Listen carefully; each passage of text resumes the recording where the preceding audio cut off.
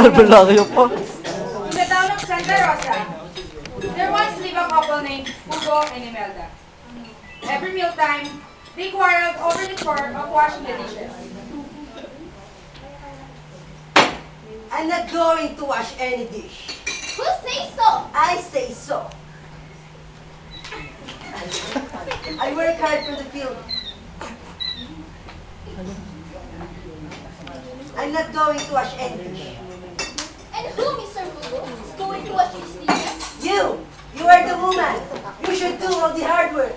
And what do you do?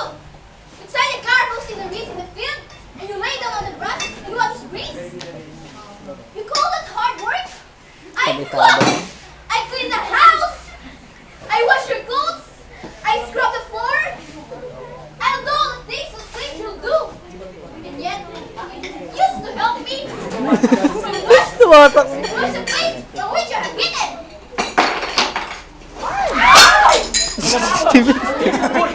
Dapat yung plastic. Ow! Yeah! Really, man!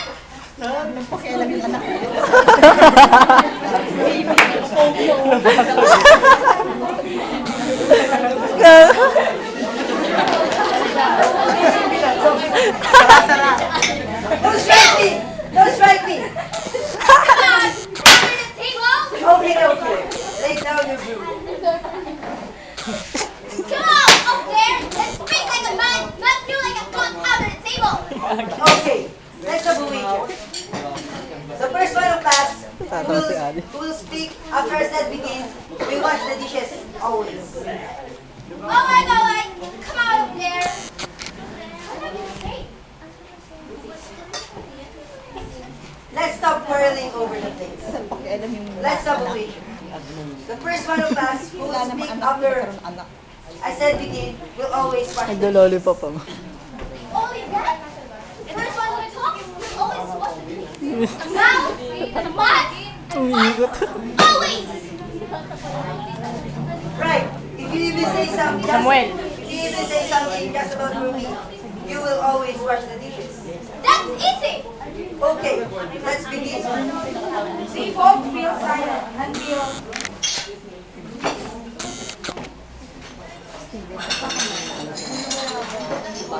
Basag. Tanggalin mo yun. Compadre Hugo! Compadre Hugo! Kumaju my dog! Yoo-hoo! Kumaju my dog! Yoo-hoo! Yuhu! Compadre Hugo! Perhaps nobody is at home.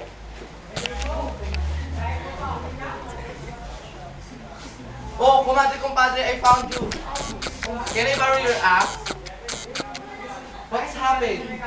Did you eat something poisonous that had made some with it made you die? Or something that made you possessed? Oh, compadre! Comadre! What's happened? the neighbor was alarmed. He did not get the axe, but ran after the rest of the neighbors. He ran to the village to call the herbalist. Ang grammar.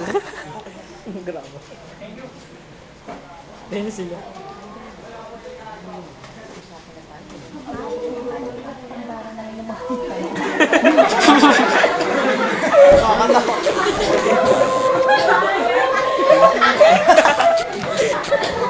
Hindi na paniban.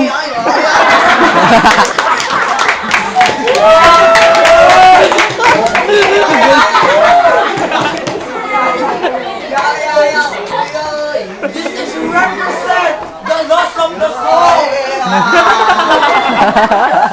Alison! The soul of power! I must break this spell! Come, Hugo! I'm back to your body now! Come, Hugo! Come back to your body now! The power of the wind is very strong.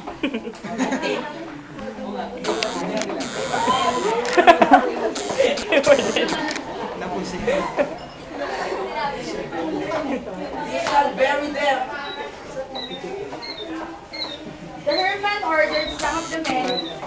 boards and make blue coffins. And when a couple were inside the coffin, they have We shall bury them!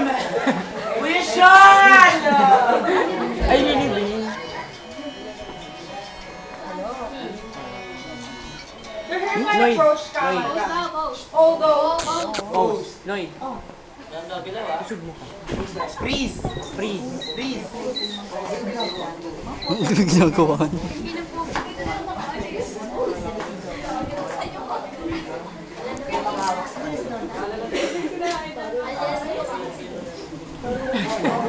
Limit daw.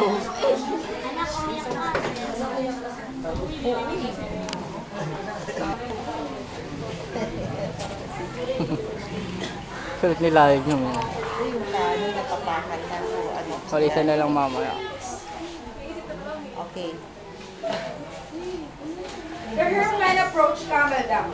Although her eyes were closed, she had been listening to his Yay. directions. Sana hindi She was afraid that he would surely force her into the coffin if she did not tell him to go away. But she did not like to talk. We shall bury them at sunrise! We shall!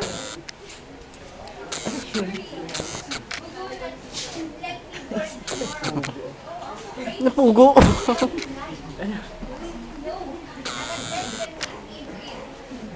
Pugo nga. But she didn't hear Kahogong speak. She opened her eyes just as the herdman, aided by two other men, put his arms around her to lift her up from her chair.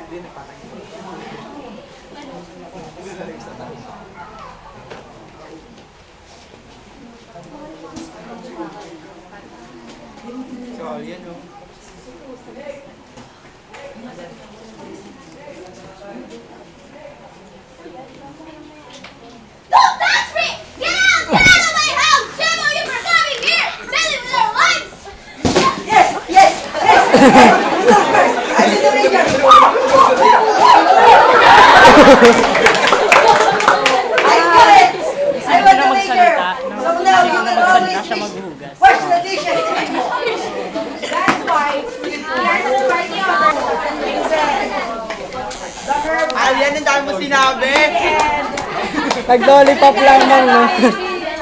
Baby ka ba? Wala siya Babing baby, walang pakialam sa nag-aaral. and our narrator, Mary Joy Camera. Thank you.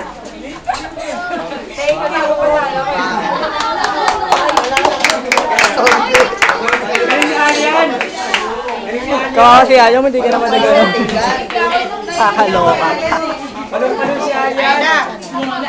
Pwede kami tumaya. Ito man, dalawang baklang manok magsasabong. Pwede kami tumaya. Yes, my dear. Video to eh. Di mo binigay sa akin.